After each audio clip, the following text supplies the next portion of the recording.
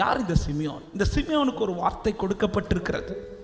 நீ இதை காண்பாய், இதை காண்பாய் என்று சொன்ன வார்த்தை சொன்ன அன்றைக்கே நிறைவேறிச்சான்னு கேட்டா இல்லை. அதற்காய் காத்திருக்க வைத்த நாட்கள் என்பது பல வருடங்கள். இதை காணும் முன்னே நீ என்ன பண்ண மாட்ட? மரணம் அடைய மாட்டேன். அன்பான தேவ பிள்ளையை, பரிசுத்த ஆவியான ஒரு வார்த்தையை தந்து காத்திருக்க வச்சிருக்கிறார்னா எழுதி வச்சுக்கோ. அதை பார்க்காம இந்த கண்ணை கத்தர் மூட விட மாட்டான். ஆமென் சொல்லுங்க பார்க்கலாம். அதை பார்க்காம இந்த தீபத்தை கத்தர் அணைய விட மாட்டா.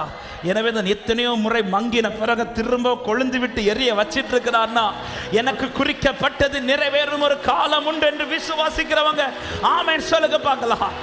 ஹல்லேலூயா. நான் அடிக்கடி சொல்லுகிற வார்த்தை, அதாவது சரி இவனுக்கு இப்போ ஒரு வார்த்தையை சொல்லி சும்மா அனுப்புவோம், இப்படி சொல்லி அனுப்புகிற தெய்வம் கிடையாது. அவர் வாயிலிருந்து ஒரு வார்த்தை எனக்கு வந்துட்டுனாலே அது நிறைவேறாமல் திரும்ப அவரிடத்துல செல்லாது. இந்த சிமியோனுக்கு கொடுக்கப்பட்ட வாக்கு தத்தம், நீ கிறிஸ்துவை காணும் முன்னே மரணம் அடைய மாட்ட. இந்த வார்த்தை எப்போ கிடைச்சதுன்னு தெரியல.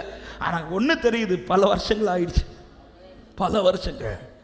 சிமியோன் ஒவ்வொரு முறை ஆலயத்தில் வரும்போது இந்த எதிர்பார்ப்போட வந்திருப்பார். ஆனால் ஒரு நாள் எதிர்பார்த்து வரவில்லை. அவன் சாட்சியோடு வந்து கைகளில் ஏந்தி நிற்கிறான். ஆமென். காதில் கேட்டதை கண்ணில் பார்த்தது மட்டுமல்ல, கையிலையும் சுமந்து நிற்கிறான். என் கூட நம்புறவங்க இப்படி கையை வச்சு சொல்லுங்க, இந்த கையில என் காதுல கேட்டதை பார்க்க வச்சு சுதந்திரிக்க வைப்பார் நம்புறவங்க. விசுவாசித்து சொல்லுங்க, இந்த கையில, இன்னொரு கையில அல்ல, இந்த கையில. ஹல்லேலூயா. ஆமென்.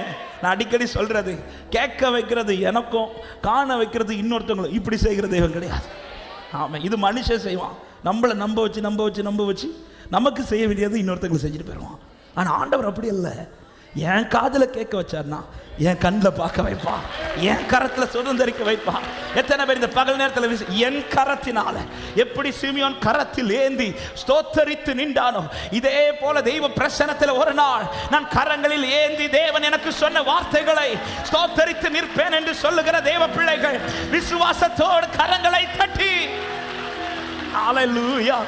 நீர் அனுப்பின வார்த்தைகள் ஒருபோதும் வெறுமையா உம்மிடம் திரும்பிடாதே.